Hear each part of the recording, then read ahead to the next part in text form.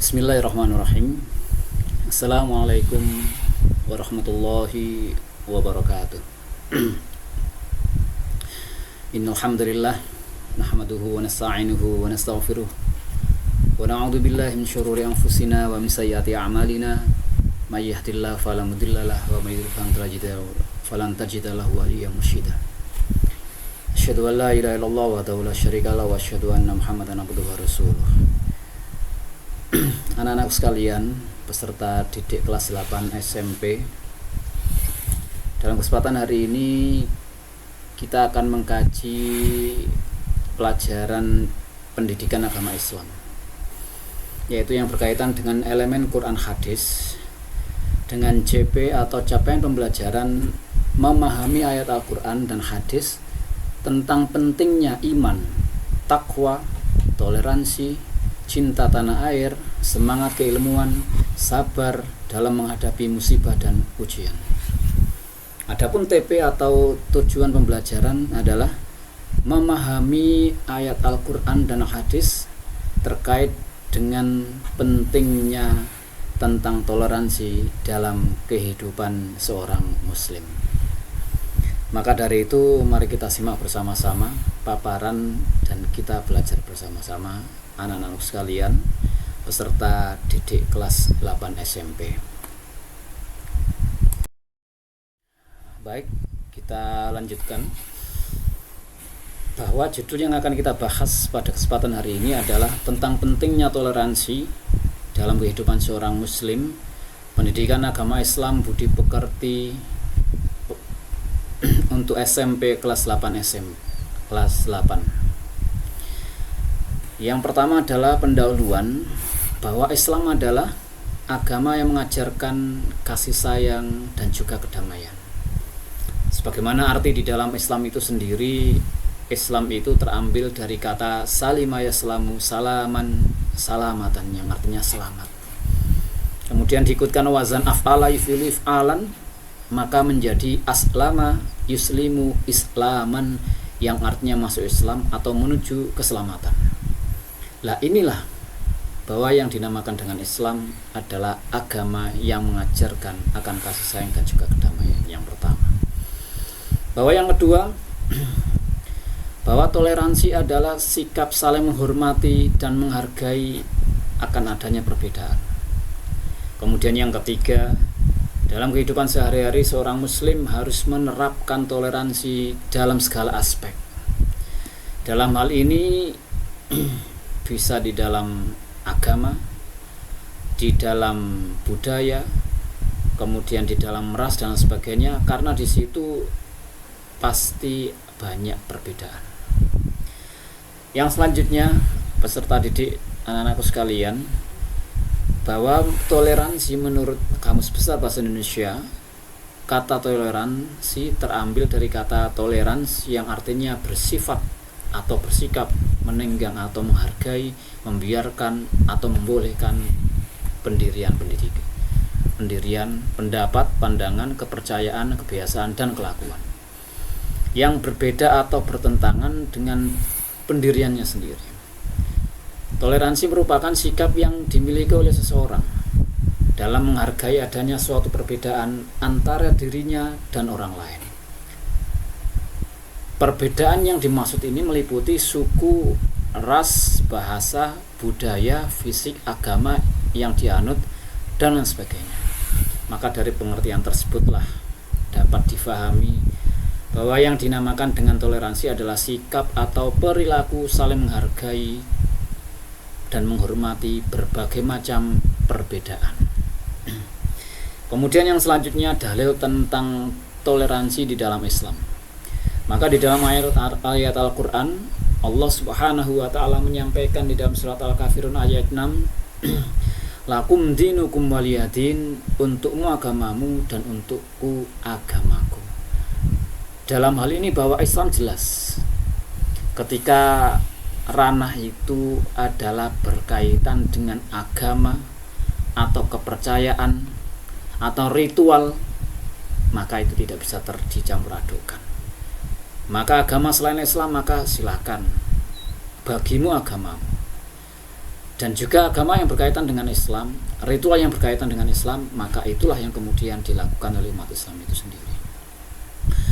Dan dalil yang kedua dari Al-Quran pula, surat Al-Hujurat, Allah Subhanahu wa Ta'ala menyampaikan di dalam ayat surat Al-Hujurat ayat 13 bahwa Allah Subhanahu wa Ta'ala menyampaikan, ya ayuhan nasu inna khalaqnakum min zakari wa unsa, bahwa sesungguhnya kami Allah Subhanahu wa Ta'ala telah menciptakan manusia itu dari seorang laki-laki dan seorang perempuan. Wa ja'alnakum syu'uban wa qaba'ila, dari dua jenis inilah yang kemudian menjadi bersuku-suku, berbangsa-bangsa. Orientasinya adalah lita'arufu, dalam tanda kutip bahwa perbedaan itu sebuah keniscayaan yang sudah pasti terjadi, baik itu suku, bangsa, dan lain sebagainya, Adapun Allah Subhanahu wa Ta'ala di dalam ayat ini pun di terakhir Allah Subhanahu wa Ta'ala memberikan ungkapan inna akramakum indallahi atqakum, akan tetapi orang yang paling mulia di sisi Allah Subhanahu wa Ta'ala adalah orang yang memiliki ketakwaan kepada Allah Subhanahu wa Ta'ala. Yang selanjutnya, bahwa di dalam hadis Nabi pun banyak memerintahkan untuk senantiasa menjalin hubungan baik kepada yang lainnya, baik itu antar sesama umat Islam ataupun ghairu Islam. Nabi pernah meminjam perisai, pedang, dan sebagainya dari kalangan ghairu Islam. Kemudian selanjutnya berkaitan dengan bentuk toleransi di dalam kehidupan seorang muslim. Maka yang pertama adalah toleransi di dalam beragama, yaitu dengan menghormati kepercayaan orang lain tanpa mencampur adukkan ibadah satu dengan ibadah yang lain, ritual agama satu dengan ritual agama yang lain. Inilah yang berkaitan dengan toleransi beragama. Kemudian yang kedua adalah toleransi berkaitan dengan sosial. Dalam hal ini adalah berinteraksi dengan baik tanpa memandang latar belakang agama, suku, ras, dan lain sebagainya. Kemudian yang ketiga, toleransi dalam keluarga, maka dengan menghormati perbedaan pendapat di dalam keluarga. Kemudian yang keempat, toleransi dalam pendidikan dan pekerjaan, maka dengan menghargai teman dan juga rekan yang kerja di berbagai latar belakang. Inilah diantaranya toleransi itu tadi. Kemudian apa tujuan dan manfaat daripada sebuah toleransi? Maka yang pertama adalah dengan adanya toleransi itu maka akan menjaga keharmonisan masyarakat. Kemudian yang kedua, mencegah tindakan diskriminasi. Yang ketiga, mencegah perpecahan. Yang keempat, menyatukan perbedaan. Yang kelima, meningkatkan perdamaian. Yang keenam, akan menumbuhkan rasa persaudaraan.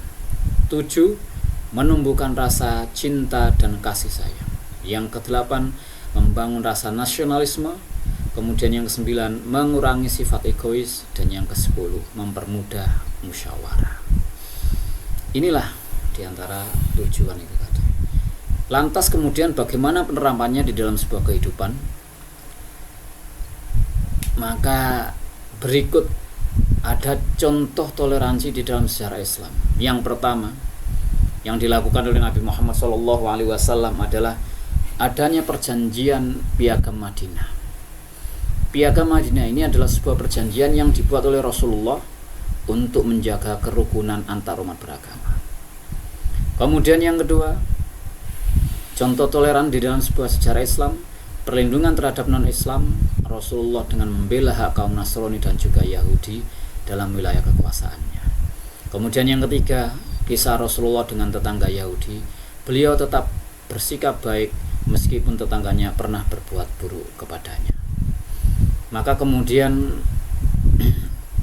anak-anak sekalian peserta didik, di antara sekian banyak yang dilakukan oleh Rasulullah, lantas itu kemudian berimbas kepada sahabat-sahabatnya, mencontoh beliau, menteladani beliau. Salah satunya adalah ada salah seorang khalifah Amirul Mukminin, yaitu Umar bin Khattab.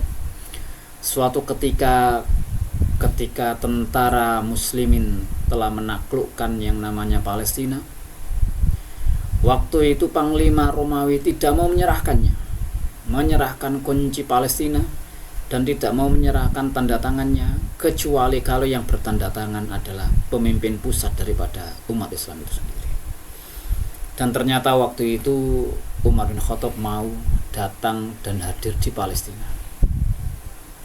Kemudian ketika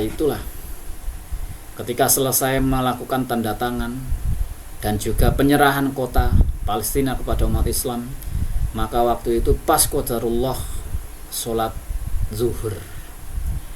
Waktu itu seorang pendeta Nasrani menawarkan kepada Umar bin Khattab, "Wahai Amirul Mukminin Umar bin Khattab, kami persilahkan engkau untuk melaksanakan sholat zuhur di gereja kami." Tapi apa yang terjadi? Ternyata Amirul Mukminin Umar bin Khattab dengan nada halus beliau menyampaikan kepada seorang pendeta Nasrani, beliau menyampaikan dia tidak ingin nanti di pasca ketiadaannya beliau, karena Umar bin Khattab pernah sholat di situ, sehingga kemudian gereja itu akan dirusak dan sebagainya.